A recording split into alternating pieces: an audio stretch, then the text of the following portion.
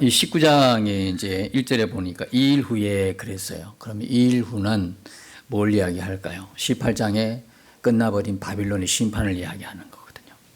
바빌론 심판이 끝났어요.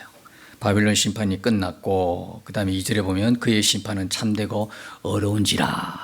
심판의 당위성, 정당성. 그죠? 공의로우신 하나님의 하신 일들을 찬양하고 있는 내용입니다. 다소 이 부분들이 좀 이제 전개하면서 이제 어렵다고 생각하는 건 뭐냐면 미래에 일어날 일로 보면 굉장히 어렵습니다.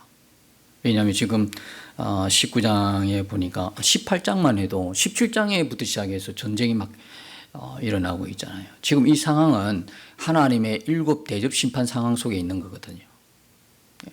예수님의 인사건, 인사역, 그리고 성령님의 나팔사역, 하나님의 대접사역이라고 하는 세 가지가 이렇게 전개가 되는데, 이 전개를 시간적으로 배열을 해놓으면 이건 진짜 어려워요. 그러니 대부분 이제 분들이 미래에 일어날 전쟁으로 보고 있는 거예요.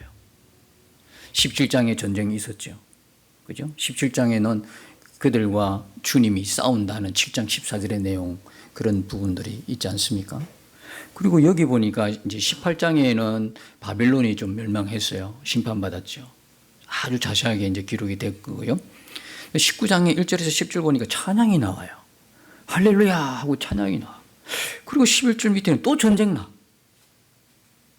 이게 이해가 안 되는 거예요. 이게 뭐지? 이래 되는 거예요. 그래서 이걸 역사적 시대선 순서적으로 쫙 펼쳐가지고 읽고 그렇게 해석을 해버리면 뒤죽박죽이에요. 한 주 전쟁 났다가 구원하심을 찬양했다가 또 전쟁 났다가 구원하심을 찬양했다가 또 몇 번 일어납니까? 3번씩 일어나게 되어 있습니다. 이 계시록 구조가 그렇게 되어 있어요. 왜? 이 십자가에서 이루신 예수님의 그 사역은 예수님만 이룬 게 아니라 성자 예수님, 성령 하나님, 성부 하나님, 이 세 분이 협력하여 이루신 사역이기 때문에 어떤 한 분의 사역만 보여줄 수 없잖아요. 세 분이 같이 협력하여 이루신 사건, 한 사건인데 그래서 이렇게 펼쳐놓은 거예요. 첫 번째 뭐가 등장합니까? 예수님의 인사역이 등장하잖아요. 예수님의 인사역이라는 이야기는 예수님이 십자가 죽으심으로 구원한 걸 이야기해요. 다른 말로 이야기하면 예수님이 인봉을 떼잖아요. 뗀다는 이야기, 십자가 죽으신다는 이야기잖아요. 하나님 말씀에 순종해서요. 그 다음에 나팔 사역이 뭡니까? 성령의 나팔, 성령이 하는 사역은 뭐냐면 예수 십자가 죽으시고 흘리신 그 피로 깨끗하게 하는 사역이거든요. 그게 나팔 사역이에요. 대접 사역은요, 죽으신 예수님을 다시 살리셔서, 왜? 예수님 살아나셔야 되니까, 부활하셔야 되니까 구원이 이루어지잖아요. 그러니까 하나님은 죽으신 예수님을 다시 살리심으로 구원을 이루시는 거예요. 그럼 어떻게 한 분을 떼낼 수가 있어요, 이렇게? 삼위일체이신데 어떻게 한 위를 떼낼 수가 있을까요? 그럼 예수님만 십자가 죽으셨다고 예수님만 덩그러니 그냥 계시록에 해야 되겠어요? 그럴 수는 없는 거예요. 예수님 십자가 계실 때 성령도 함께 계셨고 하나님도 함께 계셨다 이 말이에요. 이 세 분의 사역을 다 이렇게 표현을 해야 되는데 어떻게 표현하면 좋겠어요? 시간적으로 쭉 배열할까요? 그러면요, 엄청 계시록이 분량이 엄청날 거예요. 그러니까 시간의 배열이 아니라 이 세 개가 같이 묶임이에요. 똑같은 내용 세 개가 들어있다 이 말이에요. 이걸 이해를 못하면 계시록은 너무 힘들어. 찬양했다가 전쟁했다가 찬양했다가 전쟁했다가 이 구도가 똑같이 나온다니까요. 이거 14만 4천의 찬양이거든요. 이 흐다한 무리는 뭐냐면 계시록 7장에 보면 뭐로 나오냐면 하나님의 종들로 이마에 인침받은 14만 4천을 이야기하고 있어요. 그러면 14만 4천은 어디 또 등장할까요? 당연히 예수님의 인사에게도 등장해야 되겠죠. 그 다음에 성령님의 나팔 사역에도 등장을 해야 되겠죠. 하나님의 대접 사역에 등장해야 되겠죠. 그 세 개 똑같이 등장한다니까요. 예수님의 인사에게 7장에 등장하죠. 그 다음에 성령님의 나팔 사역에 14장에 또 등장해요. 하나님의 대접 사역은 19장에 여기 등장하고 있어요. 이 찬양이 구원하심이 이 찬양이 여기만 있습니까? 또 있지 않습니까? 7장에도 나오고 그 뒤에 14장에 이게 다 따라 나온다. 14만 4천이 등장할 때마다 따라 나오는 거예요. 11장에도 있고 다 똑같은 사건이에요. 다 동일한 사건인데 이걸 다 이렇게 삼위별로 협력해서 이루어졌다는 걸 보여주는데 계시록보는 이제 이런 그 각도로 보지 않으면 너무너무 어려워서 해석하기가 힘들어요. 그리고 이 전쟁은 다 십자가에서 끝난 전쟁이라는 것을 어떻게 알 수 있냐면 여러분 원래 사단 마귀가 보면은 예수님과 상대 존재가 아니에요. 제가 몇 번 말씀을 드렸지요. 아니, 창조주 하나님과 비교할 존재가 있어요? 있냐고요? 다 피조물인데. 이거는 말이 안 되는 거거든요. 창조하신 분이 피조 세계와 어떻게 비교가 됩니까, 이게? 이거는 비교 자체가 안 되는 거거든요. 그래서 지금 싸운다는 이야기 나와요. 이 싸움 자체가 안 되는 싸움이에요, 이게. 싸움 자체가 안 되는 싸움인데 딱 한 번 싸우는 기회가 사단 마귀에게 주어지는 때가 있어요. 그때가 언제냐면 십자가 때예요. 왜 그럴까요? 왜 십자가 때에 딱 한 번 주어질까요? 십자가 때는 예수님이 하나님의 본체이신 그 예수님이 뭐로 오셔요? 아기 예수로. 인간의 육신을 입고 연약한 몸으로 오시니까요. 그때 딱 싸움이 일어나요. 사단은 또 이렇게 생각했겠죠. 참 어리석은 생각이죠. 하나님의 그 원대한 뜻을 어떻게 알겠어요? 예수님이 오신 자체를 잘 모르는데 어떻게 알겠어요? 예수님의 십자가 죽음 그 자체를 어떻게 알겠어요? 이 비밀인데. 하나님의 경륜의 비밀인데. 이걸 어떻게 알아요? 이 진짜 머리 안 좋은 이 사단 마귀가 덥석 그걸 무는 거예요. 울 수밖에요. 아기 예수 연약한 인간의 모습으로 오니까 할만하거든요. 한 붙을 상대가 된다 생각했겠죠. 죽일 기회다라고 생각했겠죠. 그래서 여기 보면 이제 17장이 이런데 9장 이런데 보면 뭐라고 설명하고 있습니까? 이 마귀가 무적행의 열쇠를 받아가지고 첫 번째 한 역할이 불신자를 죽이고 두 번째 한 것이 십자가 위로 올라와가지고 구약의 성도들을 죽입니다.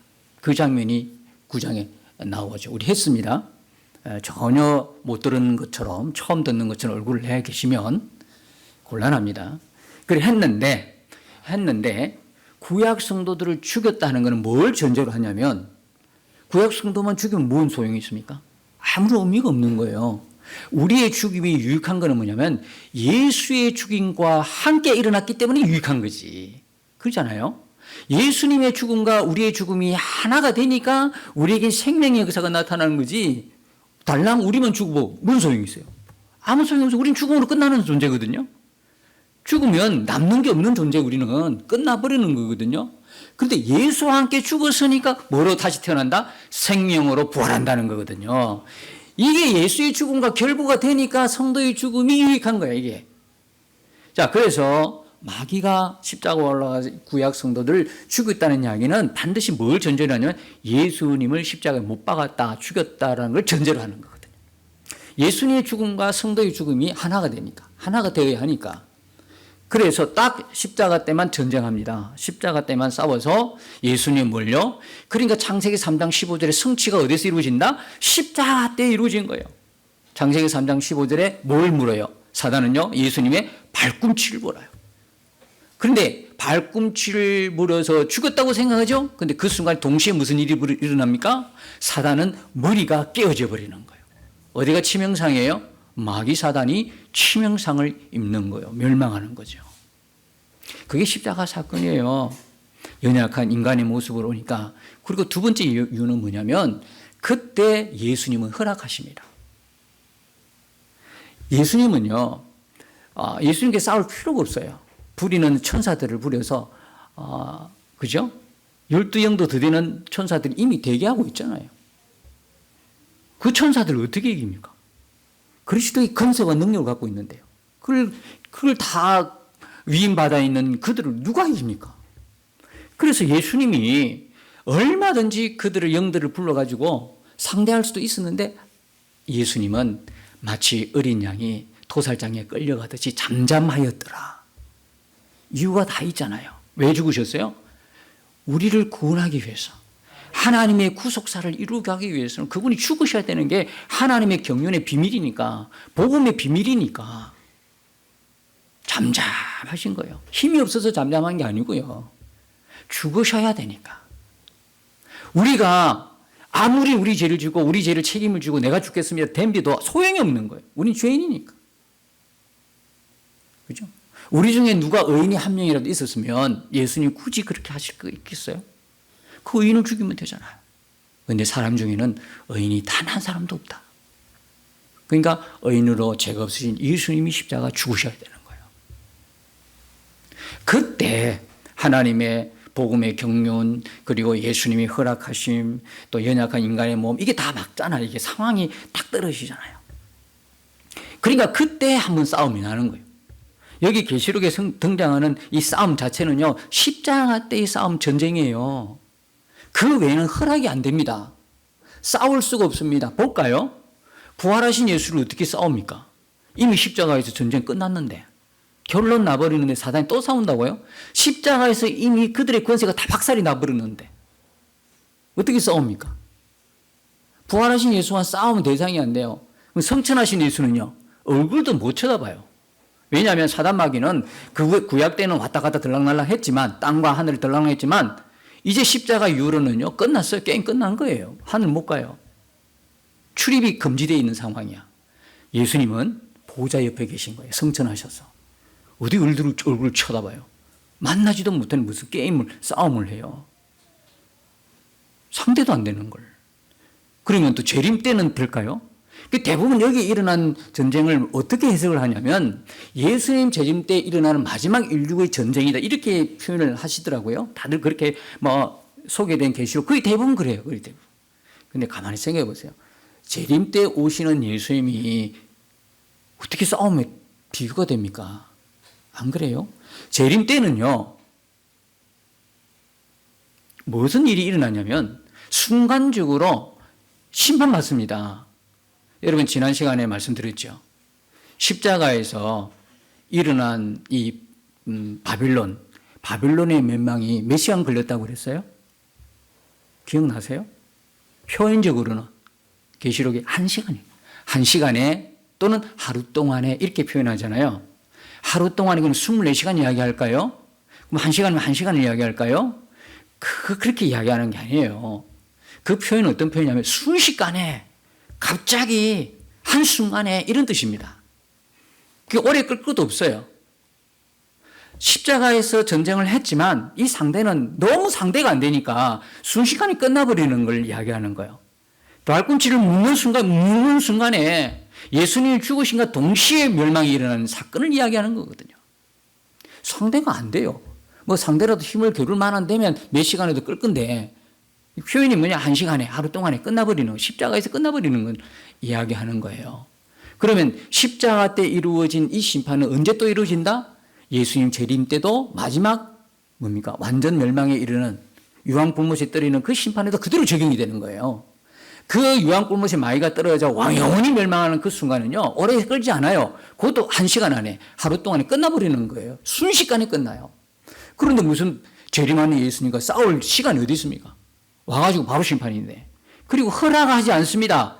그때 재림하신 예수님은 하나님의 본체로 오시지 어린 양으로 안 오셔요. 어린 양으로 오실 때는 십자가 때만 그때 오시는 거죠. 재림 때는 심판의 주로 온다니까. 하나님 본체로 오신다니까. 창조주의 본체로 오신다니까. 어떻게 싸울 수 있어요?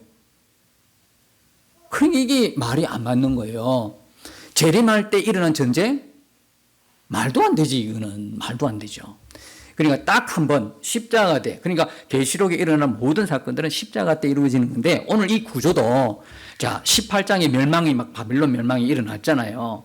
그죠? 멸망이 일어났어요. 근데 그 중간에 할렐루야 하고 14만 4천이 하나님의 구원과 심판을 찬양하는 장면이 있고, 9장 11절에 또 전쟁이 일어나는 이유가 뭐냐면, 심판이 이루는 사이에 보니까 인과 나팔 사이에 보면 그게 구조예요. 한편에서는 심판이 이루어지고 한편에서는 하나님 백성들의 뭐가 이루어진다? 구원에 대한 찬양이 일어나잖아요. 그 구조란 말입니다. 이걸 시간적으로 배열을 보니까 이해가 안 되지. 심판했다가 뭐 찬양했다가 심판했다가 전쟁했다가 이 구조가 이렇게 시간 배열이 아니란 말입니다. 그러니까 이게 인과 나팔과 대접에 한 사건을 풀어내버리니까 동일한 사건을 이렇게 전개할 뿐이지 시간적 배열이 아니라는 거예요. 그러니까 똑같은 내용이죠. 이게 똑같은 내용. 그러니까 아무것도 아니라 이게 이해 못할 내용이 아니다 이 말이에요. 심판 가운데 구원이 일어나는데 뭐 구원에 대한 찬양이 일어나는데 뭐 그게 그런 구조로 지금 계시록에 흘러가고 있다 이 말씀입니다. 이해하시겠죠? 그러니까 그렇게 뭐 어렵게 볼 이유가 없다. 또 설상 제가 이제 말씀드려요. 뭐 계시록을 잘못 이해했다고 해서 구원하고는 관계가 없어요. 여러분 구원은요 오직 예수 그리스도를 믿음으로 구원받는 거예요. 아무런 문제 없어요. 예. 이게 뭐 재림 때 뭐 일어난다고 해석하는 분이나 아니라고 하는 분이나 뭐 계시록이 뭐 제대로 해석한다고 구원이 이루어집니까? 아니지 않습니까? 그렇잖아요. 계시록 뭐 이래 하나 저래 하나 예수만 똑바로 알면 돼. 예수만 똑바로 믿으면 되는 거예요. 그게 너무 신경 쓸 필요 없다. 자기하고 해석이 안 맞다고 그죠? 이단이네? 이럴 필요가 있다 없다? 없어요. 이단을 빼고 뭐 신천지가 해석하는 거 빼고 그건 너무 아니니까. 그죠? 그러니까 그런 해석은 빼고 그냥 우리가 이제 정통적인 기존에 있는 그 교단의 여러 목사님들의 해석은 뭐 참고는 할 필요가 있다. 저도 계시록 이걸 보면서 뭐 얼마나 많이 참고하겠어요. 일주일 내내 다른 분의 설교를 들어보는 내가 혹시 잘못 갈까? 잘못 갈까? 그래서 다른 분들의 계시록 설교를 많이 듣습니다. 이 한 편의 설교를 위해서도요. 내가 알고 있는 것만 고집하지 않고요. 여러분들의 설교를 많이 들어요. 운동하면서도 듣고 틈나는 대로 듣고 또 성경도 읽고 그러면서 하는 것이기 때문에 이제 계시록을 뭐 알고 모르고 그게 아니라 우리의 구원하고는 관계가 없다. 그걸 말씀드려요. 예수 그리스도. 우리의 구원은 예수 그리스도예요. 오직 예수 그리스도를 믿음으로. 그렇게 참고하실 수 있길 바랍니다. 그러니까 이 이후에 이제 내가 들으니까 하늘의 흑암 무리에 큰 이 흑암 무리가 누구라고요? 하나님의 종들로 인침받은 14만 4천 명. 아시겠죠? 그들이 이제 할렐루야 구원과 영광과 능력이 우리 하나님께 있도다 하고 찬양하고 있는 거예요. 여러분 할렐루야는요 하나님을 찬양하라는 뜻이잖아요. 그죠? 너무너무 잘 쓰잖아. 할렐루야 하잖아요. 그죠? 할렐루야 이잖아요. 인사 많이 하죠. 그죠? 이 할렐루야가요 신약 성경에 몇 번이 기록되어 있을까요? 신약 성경에 계시록 외에 또 어디 있을까요? 이 할렐루야는 성경 전체에 27번 나옵니다. 신구약 다 합쳐서. 그런데 신약에 나오는 건 계시록 여기에서 4번 나오는 걸로 끝납니다. 좀 신기하지 않습니까? 우리 할렐루야 하고 인사할 때 잘 그거 하는데 신기하게도 성경에 신약에 기록된 건 딱 4번인데 여기에서 계시록 19장에 4번 다 써버립니다. 나머지는 23번은 어디 있냐면 구약에 있습니다. 근데 구약에 있는데도 그 구약의 어떤 부분이 있냐면 시편에 기록이 되어 있습니다. 자, 그러면 여기서 이제 눈치가 빠른 분은 눈치가 됐을 거예요. 시편에 있는 게 왜 계시록에 있지? 그죠? 다른 성경이 없어요? 시편에 있는 게 왜 계시록에 있을까? 그러면 뭐와 연관이 있다는 거예요? 우리 흔히 그런 건 잘 알아요. 우리 지금 계시록 이렇게 하면서 복음적인 그런 복음, 예수님의 십자가 복음을 전제로 중요한 거는 이 계시록을 우리가 할 때요. 십자가 복음 구속사에 연관되어서 풀고 나가잖아요. 그러니까 반드시 계시록에서 일어난 사건들은 뭘 근거로 해야 되는 거예요? 구약의 사건을 근거로 하는 거죠. 구약이 근거로 해서 신약이 증명이 되는 거예요. 신약이 옳고 그러면 구약에 의해서 근거가 되는 거거든요. 그러니까 신구약은 한 짝이지 전혀 다른 내용이 아니다라는 거예요. 아주 여러분 기가 따갑게 들으시는 내용이잖아요. 계속 제가 설교할 때 탐나는 대로 다 이야기하잖아요. 어떤 분은 자꾸 구약을 무시하는 거예요. 무시하는 거예요. 큰일 나요, 큰일 나. 구약 없이 신약이 어떻게 존재해요? 신약이 신약되기 위해서는 구약이 바탕이 되어야 되지. 그렇지 않습니까? 두 개가 같이 가야 되는 거거든요, 이게. 그래서 우리가 보면서 이런 사건은 어디서 있었다, 뭐 에스겔이나 에레미야에 있었다, 이사야에서 나왔다, 다 지금까지 우리가 그렇게 증명하고 왔거든요. 그럼 이 할렐루야도 똑같은 내용이에요. 할렐루야도 분명히 뭐가 있을까요? 뭐가 있죠? 구약에 무언가가 근거가 있다 이 말이에요. 할렐루야가 처음 나오는 구절이 어느 구절이냐면 시편인데요. 104편 35절이에요. 읽어드릴게요. 죄인을 땅에서 소멸하시며 악인을 다시 잊지 못하게 하실지로다. 내 영혼아 여호와를 송축하라. 할렐루야. 근데 이 처음에 나왔던 104편 35절 이 내용이 지금 어디서 이루어지고 있어요? 죄인을 땅에서 소멸하시고 악인을 다시 잊지 못하게 하시는 이 심판의 내용이 지금 계시록에 덜렁 나와 있네. 19장에 나와 있네. 이 이야기는 무슨 이야기죠? 계시록의 이 내용이 그대로 뭐 됐다? 이루어진 것을 말씀하고 있는 거예요. 맞지요? 그러니까 할렐루야 이 내용은 뭘 찬양하냐면 하나님의 구원과 심판을 찬양하고 있어요. 조금 후에 다시 보겠지만 이 내용을 통해서. 자, 그래서 할렐루야 하는 거는 그냥 할렐루야 인사 좋다고 할렐루야 이런 게 아니고 하나님이 우리를 구원하신 것을 찬양하는 거거든요. 할렐루야. 그 또 하나 나와요. 하나님 우리를 통치하신다. 할렐루야. 이거요. 하나님의 구원과 심판을 찬양하고 노래하면서 등장한 단어가 할렐루야예요. 할렐루야. 할렐루야. 그 다음에 보면 여기 이거부터 보십시다. 5절에 보면 또 찬양이요. 이게 할렐루야가 4번 나오는데요. 19장에서. 우리가 오늘 읽었던 5절까지는 3번 나오고 6절에서 1번 나오고 그 합쳐서 뭡니까? 4번이라 이야기해요. 5절에 보면 보호자의 음성이 나서 이르시되 하나님의 종들 곧 그를 경외하는 너희들아 작은 자나 큰 자나 다 우리 하나님께 찬송하라. 그럼 이 내용도 사실 어디 있을까요? 할렐루야가 있는 시편으로 가보면 알아요. 이 내용은 시편 113편 1절과 115편 13절의 내용이에요. 이걸 두 개를 합친 내용이죠. 그러니까 이 할렐루야의 내용 안에는 뭐가 있냐? 하나님의 구원, 하나님의 심판, 그리고 하나님의 통치. 6절 끝에 보면 다음 주에 볼 내용인데요. 할렐루야, 주 우리 하나님 곧 전능하신 이가 통치하시도다. 이 할렐루야 내용의 의미예요. 어떻게 할렐루야 하냐면 하나님께서 우리를 구원하셨어. 하나님이 악인들을 심판하시고 하나님이 우리를 다시 뭡니까? 통치하고 계시네. 할렐루야. 하나님의 통치가 이루어진 건 뭐가 이루어졌다는 이야기예요? 하나님의 나라가 이루어졌다는 거거든요. 하나님의 구원이 완성됐다는 이야기예요. 왜 그랬을까? 하나님의 나라가 잠시 상실된 때가 있었잖아. 창세기로 넘어가면 그게 있잖아요. 범죄함으로 하나님의 나라가 상실돼 버렸어요. 구원이라는 것은 잃어버린 하나님의 나라를 다시 회복시키는 걸 이야기하는 거예요. 그걸 구원이라고 표현을 해요. 회복됐다. 하나님 나라가 회복된 거야. 하나님 나라가 회복되는 것은 하나님의 통치예요. 하나님이 나의 왕이 될 때, 하나님이 나의 주인 될 때에 비로소 내 안에 뭐가 이루어진 거예요? 하나님의 나라가 이루어진 거예요.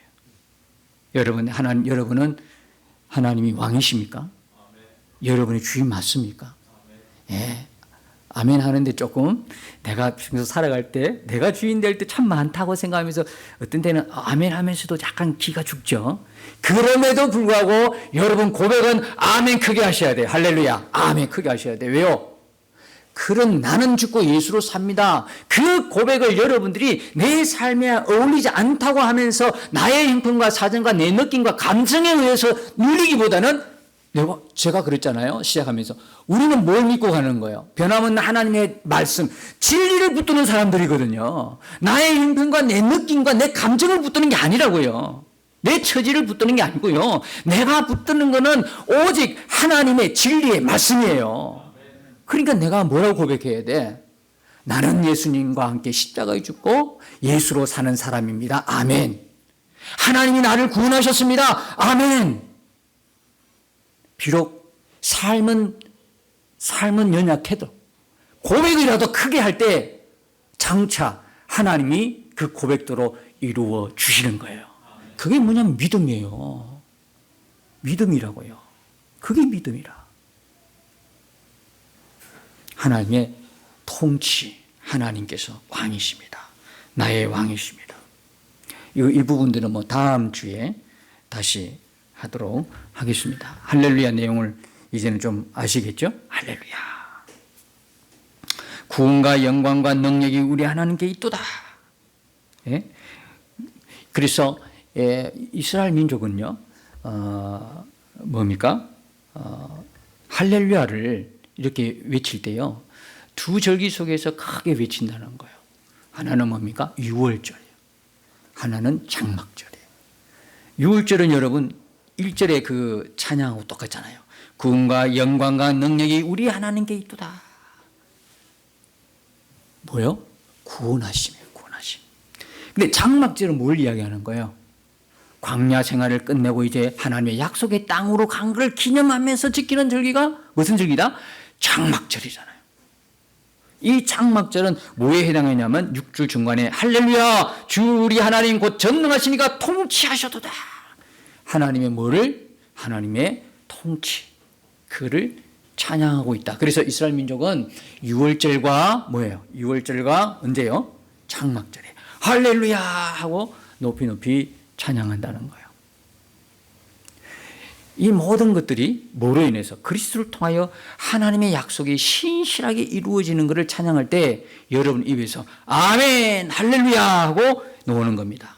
여기 보면 뭐가 나오냐면 4절에 보면 첫 번째 이거 14만 4천이요 할렐루야 하고 찬양을 두 번 합니다. 1절 시작하면서 3절 두 번이나 할렐루야 하고 찬양하죠.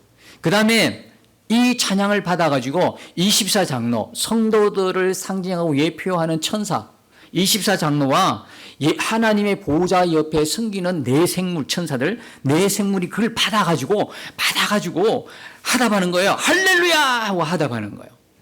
그리고 이제 마지막으로 이제 뭡니까? 일어나는 건 뭐냐면 마지막 6절 이하에 딱 보면 흑단물이 14만 4천과 그리고 24장로와 그 다음에 네 천사 그 영적 존재들하고 전부 다 엎드려가지고 하나님을 할렐루야 하는 거예요. 여러분 메시아라는 그 찬양 들어보셨어요? 와 웅장하죠. 할렐루야 하죠. 막 그냥 온 그냥 악기와 온 단원들이 한 목소리로 찬양하잖아요. 그게 그 장면이 이 장면이야.